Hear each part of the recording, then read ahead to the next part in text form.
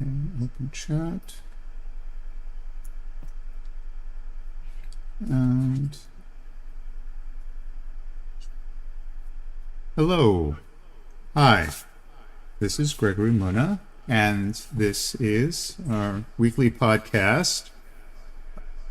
Art is the Church of God, the Creator, and formerly known as Music as a Revelation, but it's all the same. My thoughts about the sacredness of art and in different art forms, not just music, but literature, painting, all of the arts, and in which we're not afraid to use theological language like the big G word, like God and stuff like that, to communicate the importance and emphasis that we're using it as the emphatic register. And but we know that any theological concept can be and should be restated in secular terms. So it's I think we take it as axiomatic that anything worth stating can be stated in secular terms. And if we choose to use theological language, anything that we state in theological, that is a valid statement in theological language, can be stated in secular terms. But if we choose to use theological language, that is because we are emphasizing importance. And so it's the emphatic register, certainly. Okay, so it's been a week or two since I've given live blog updates to the great novel of 1993, Parable of the Sower by Octavia E. Butler. This is the edition that we've been using, reading online, and you can also be reading it on PDF or Kindle or an ebook. In our print edition, we're looking at starting on pages 88 and through pages all right, I think we'll just go through page 95, which is to say the end of chapter 8 and the beginning of chapter 9. And that is to say, in terms of live blogging, we're looking at the protagonist Lauren Olamina's journal entries covering the period from up to the present day, from 2 weeks ago, from Saturday, August 2nd. Actually, was that 2 weeks ago? Yes. From Saturday, August 2nd, 2025, and Sunday, August 3rd, 2025. And we're going to go up to tomorrow's entry, Sunday, August 17th. We won't continue. I mean, there are original entries for Monday, August 18th, Tuesday, August 19th, but I think we'll just connect that. This will be sort of a short discussion of, and so where we left off, it was kind of the young adult literature, the sort of, or you can say the Bildungsroman, right? The sort of story of a coming of age story of the protagonist. And as the narrative is unfolding, we understand that the protagonist, she's an ordinary young woman, teenage girl, 15 years old, turning 16. But she's also a visionary, intensely empathic individual, and she mixes her ordinary confusion of being a teenager with her extraordinary insights and her extraordinary sort of clairvoyance and empathic gift of language and her visionary capabilities. So, and what we're focusing on here, as I've said in previous episodes, is the Butler's controlling metaphor. And the controlling metaphor of the whole work, according to my analysis, is the idea of the significance of the parable. And again, the title is Parable of the Sower, right? And what is a parable. A parable is an allegory, but being told, and there are secular parables like fables, and there are sacred parables, as for example in the Gospels. And the specific parable that is being referenced, the particular parable which functions as an intertext for Octavia Butler's work, Parable of the Sower, is a specific parable attributed to Jesus in the Gospels and in different Gospels, in which he uses the metaphor of seed, of sowing seeds and different types of grounds, and that the same seed will have different results depending on the ground.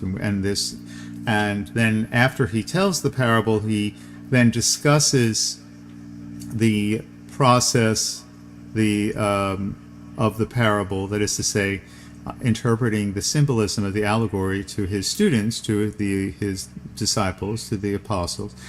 And he explains to them not only the meaning of the parable, which is that teachings can be fruitful or futile depending upon the receptivity of the receiver and whether or not that ground of understanding has been prepared, but he further explains that it is necessary to be able to interpret parables, the allegorical thinking, metaphorical thinking, the sort of the metaphorical narrativization of a parable, and that the interpretation of that is necessary because that is the active interpretive input of the listener.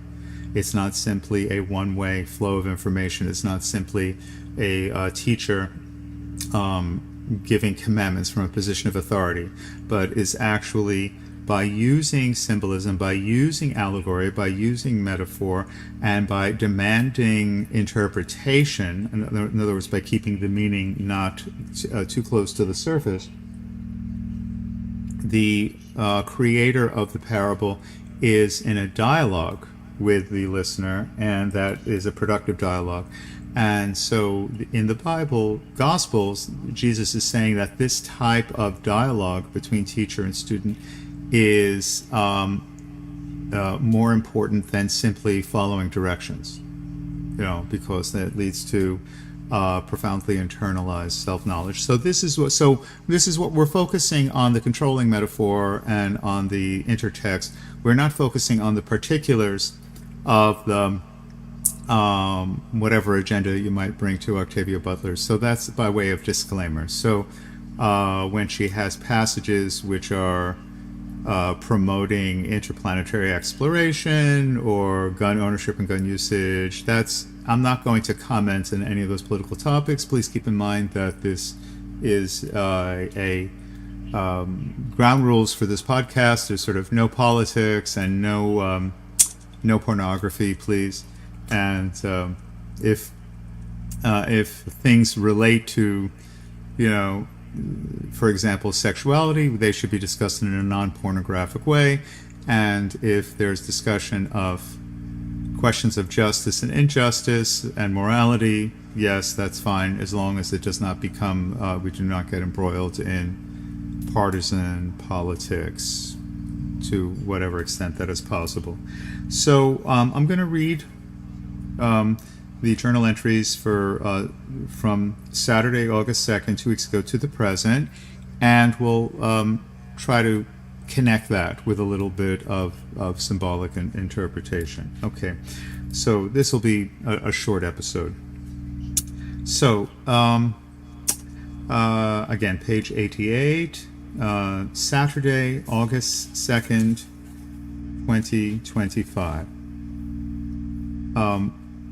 For those of you who are just tuning in, the protagonist is living in an alternate reality 2025, based upon the author's own experiences of growing up in California. The protagonist, Lauren Olamina, lives in a stable, middle-class neighborhood in Southern California, not very far, but outside of Los Angeles, sort of in the desert a bit. And but in order to maintain the stability, they are heavily fortified and gated, and have got to patrol the perimeter against thieves and attackers and so on. So a lot of the references to violence and gun usage and stuff like that are related to that plot element. We please do not take that as an endorsement of,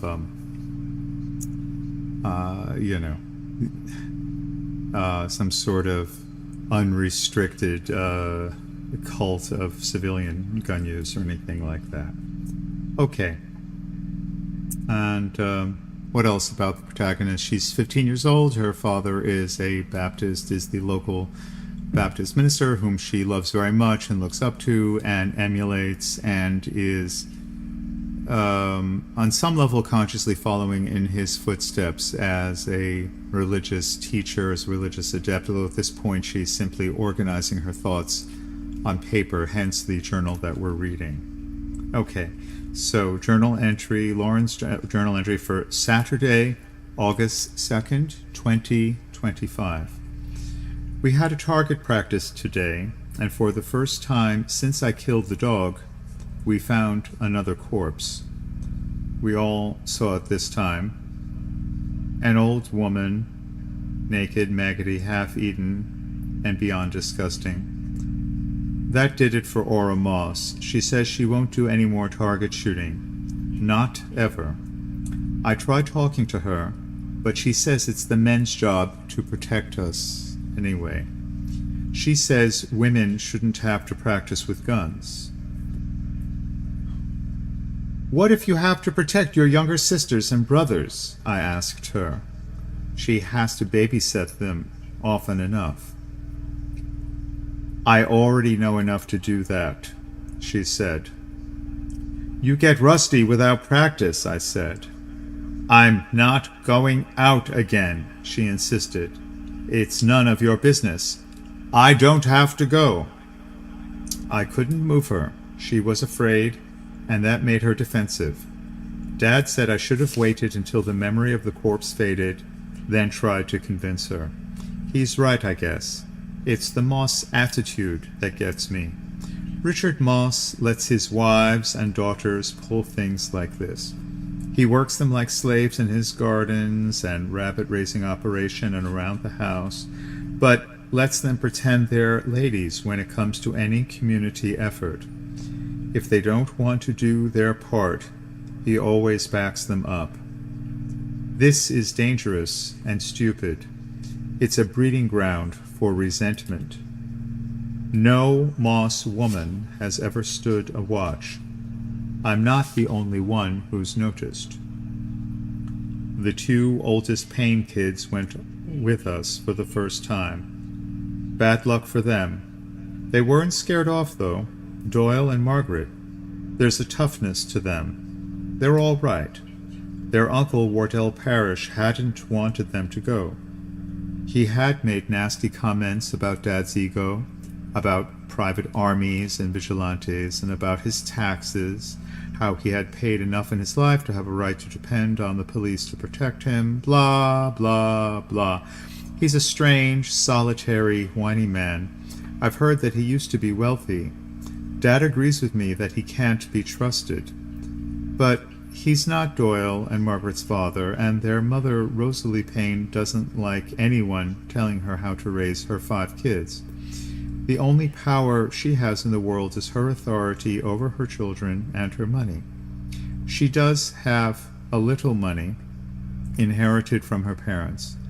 Her brother has somehow lost his.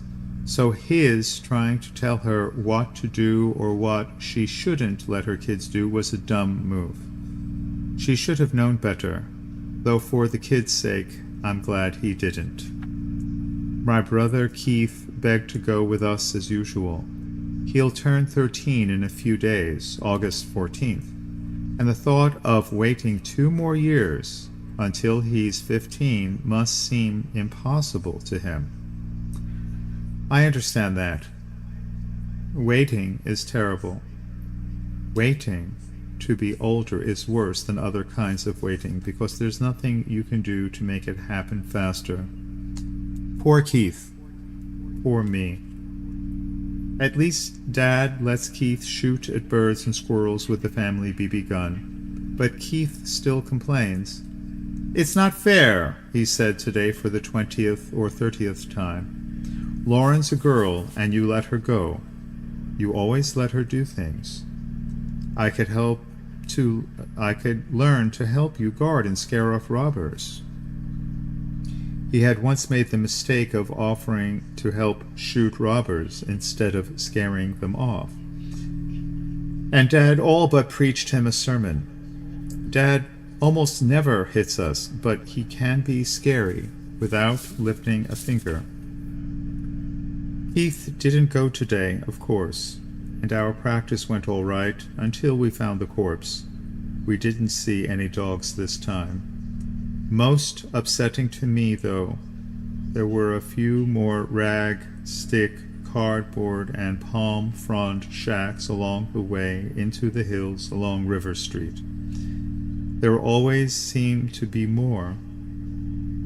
They've never bothered us beyond begging and cursing, but they always stare so it gets harder to ride past them. They're living skeletons, some of them, skin and bones and a few teeth. They eat whatever they can find up there. Sometimes I dream about the way they stare at us. Back at home, my brother Keith slipped out of the neighborhood, out through the front gates and away. He stole Corey's key and took off on his own. Dad and I didn't know until we got home. Keith was still gone, and by then Corey knew he must be outside. She had checked with others in the neighborhood, and two of the Dunn kids, twins Allison and Marie, age 6, and they saw him go out the gate. That was when Corey went home and discovered that her key was gone. Parenthetical, Corey is the stepmother of the protagonist and of the boys here. All right, back to the text. Dad, tired and angry and scared, was going to go right back out to look for them, but Keith got home just as Dad was leaving. Corey, Marcus, and I had gone to the front porch with Dad, all three of us speculating about where Keith had gone, and Marcus and I volunteering to go with Dad to help search. It was almost dark. You get back in that house and stay there, Dad said. It's bad enough to have one of you out there. He checked the submachine gun and made sure it was fully loaded. Dad, look, I said. I had spotted something moving 3 houses down. Quick, shadowy movement along the Garfield porch. I didn't know it was Keith. I was attracted by its furtiveness. Someone was sneaking around, trying to hide. Dad was quick enough to see the movement before it was hidden by the Garfield house. He got up at once, took the gun, and went to check. The rest of us watched and waited. Moments later, Corey said she heard an odd noise in the house.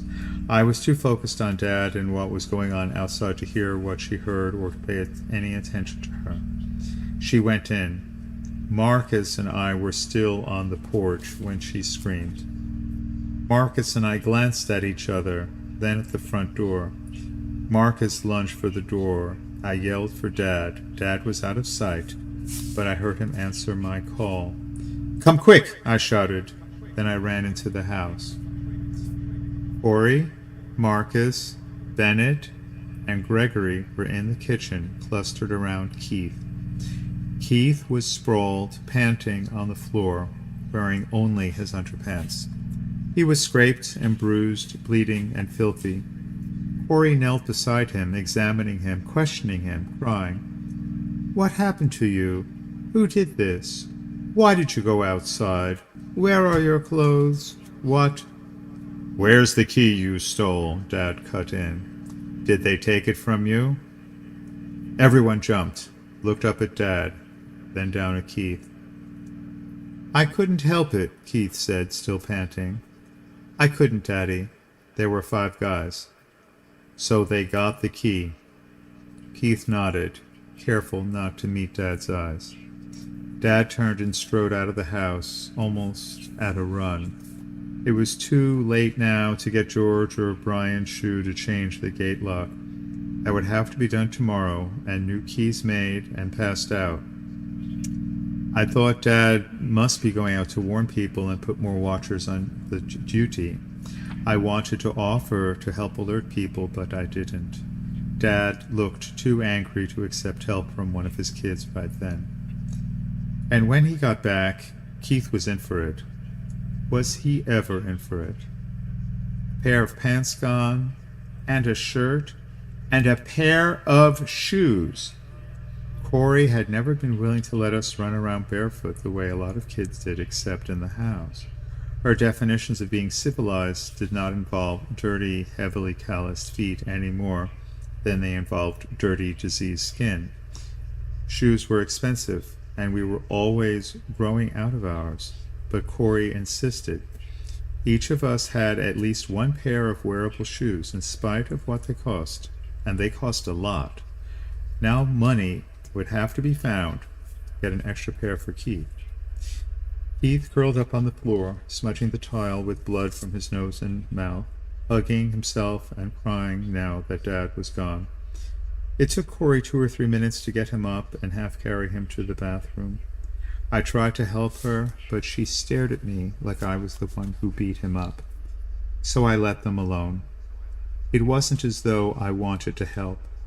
I just thought I should. Keith was in real pain, and it was hard for me to endure sharing it.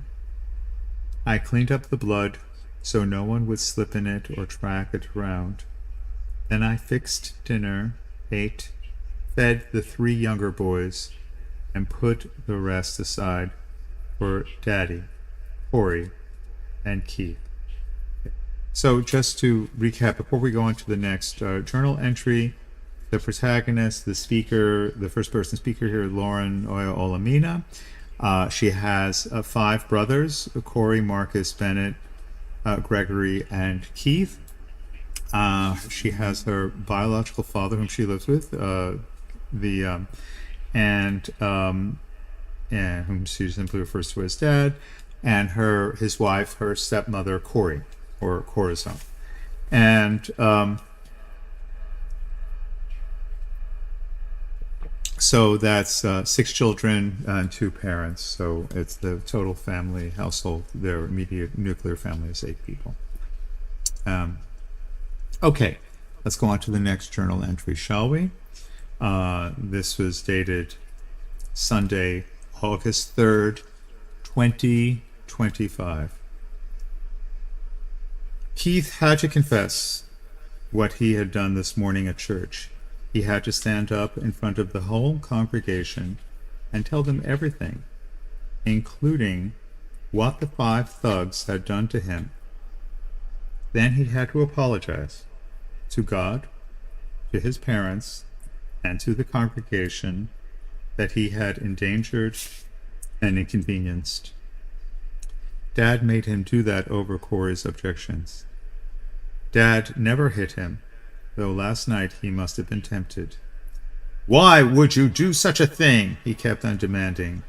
"How could any son of mine be so stupid? Where are your brains, boy? What did you think you were doing? I'm talking to you. Answer me." Keith answered and answered and answered, but the answers never seemed to make much sense to Dad. "I ain't no baby no more," he wept. Or, "I wanted to show you. Just wanted to show you. You always let Lauren do stuff." Or, "I'm a man. I shouldn't be hiding in the house, hiding in the wall. I'm a man." It went on, because Keith refused to admit that he had done anything wrong. He wanted to show that he was a man, not a scared girl. It wasn't his fault that a gang of guys jumped him, beat him, robbed him.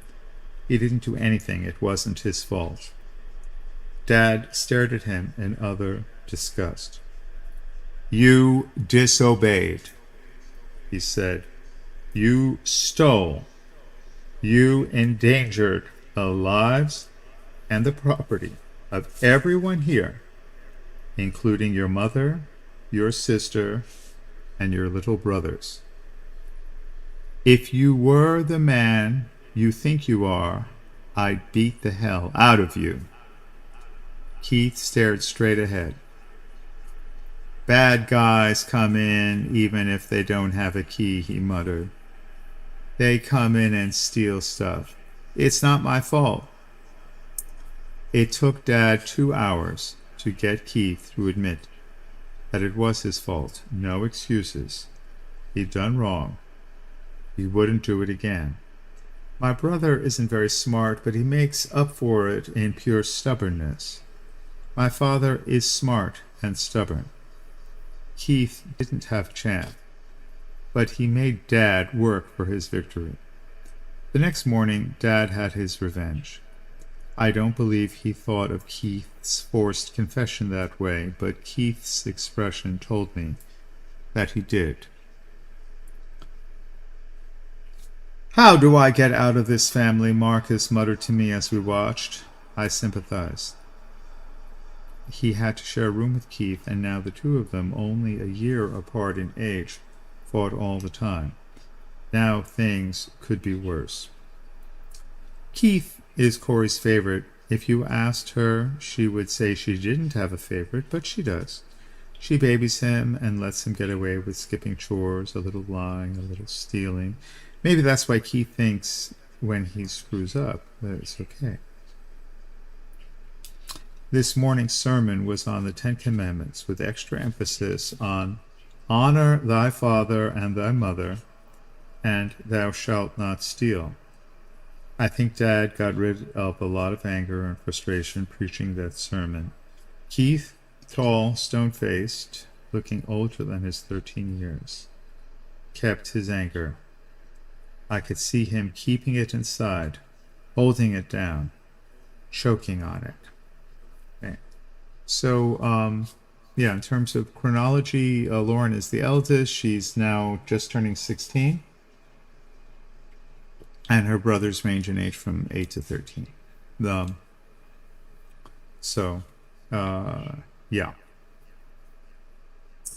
Okay, let's just read one entry, short entry from the beginning of chapter 9 and the entry for Sunday, August 17th, 2025, which is actually tomorrow. So we'll catch up with the timeline again tomorrow and then going onwards, right?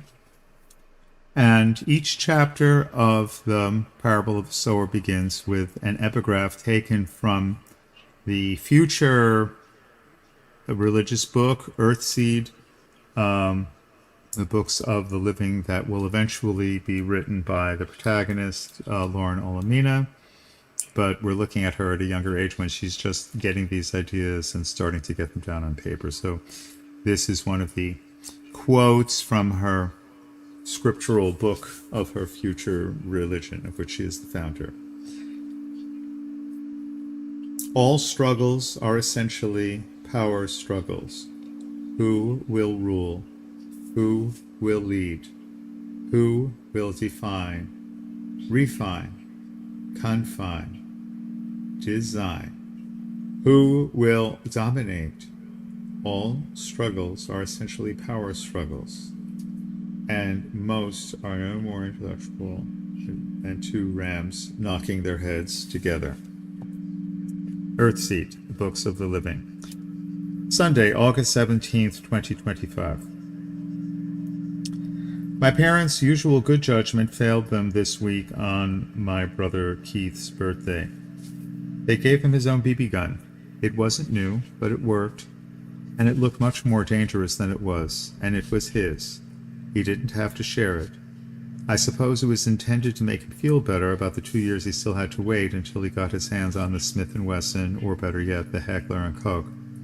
And of course, it was supposed to help him get over his stupid desire to sneak out and the humiliation of his public confession.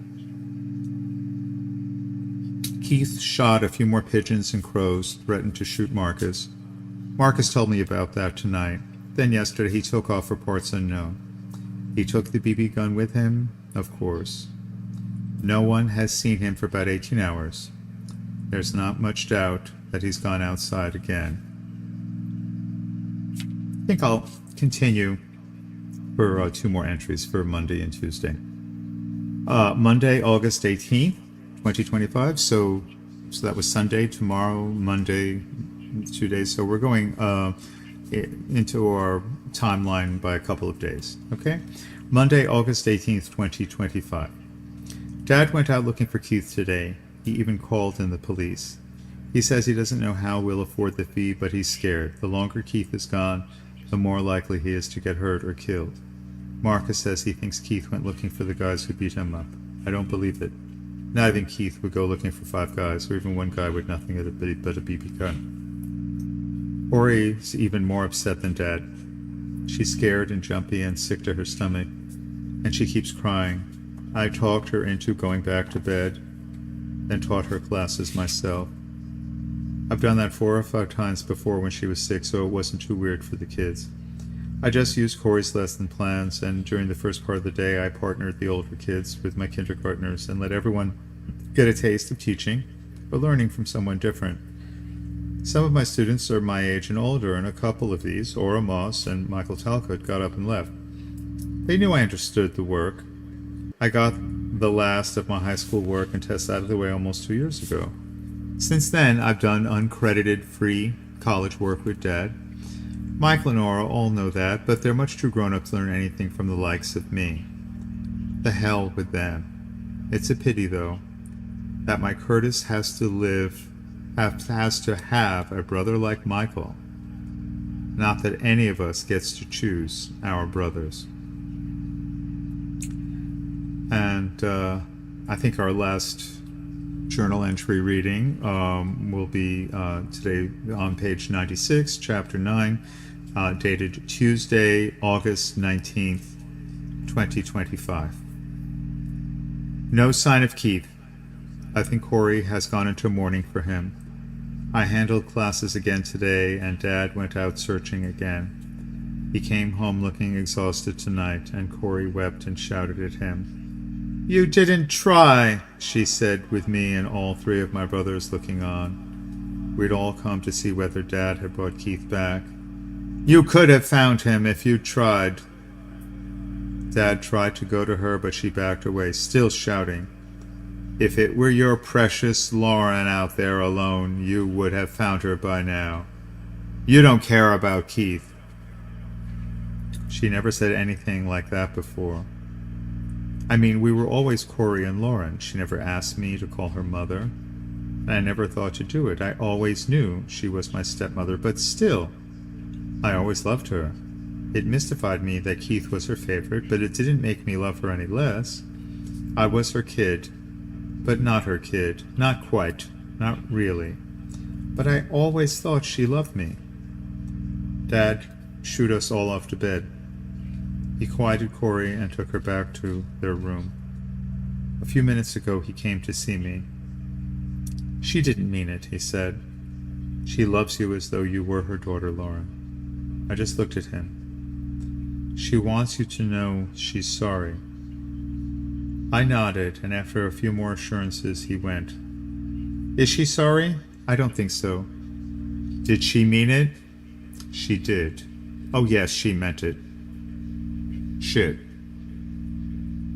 Okay, so we'll draw the line there. The narrative is becoming progressively darker and more difficult in terms of the situations which are forcing adulthood upon the protagonist, Lauren Olamina, which is that she's intellectually an adult but emotionally still an adolescent, and yeah. So we'll pick up the live blogging interpretive thread on a week from Thursday, August 28th, and I'm sure that will be combined with insights on the new semester, which begins on Tuesday, August 26th. So we'll begin our sort of fall semester discussion of Octavia Butler's Parable of the Sower. And at this point, the larger parable, or the meta parable, is becoming a parable of adulthood, the parable of the transition from childhood to adulthood, the parable of the creation of the Bildungsroman, to use the German expression, the coming of age novel. Okay, and so we have to be prepared for more unpleasant news as the narrative unfolds. Okay, I think that'll be enough for this edition of Art is the Church of God the Creator. This has been Gregory Muna, aka Master Mu. I will be adding more different types of content on my social media channels for my own composition, so not just these oscilloscope sinusoidal compositions like this, what you're hearing here, but perhaps some instrumental music, perhaps some music for piano or strings, or some other types of electronica. We'll see how it goes. And again, I'm sharing my creative process with you, and I hope you can share your creative process with me. Everyone who's listening to this, we all agree. When we say art is the Church of God the Creator, even if we say that slightly ironically, we mean it sincerely. We really do. That we're using the emphatic register to say that art is the most important activity through which we can use our individual gifts and skills as artistically or creative people. Our neuromotor skills, which pertain to our 5 sensory faculties. If we're working with our skills in terms of our faculty of hearing, that's music. In terms of sight, that's visual art.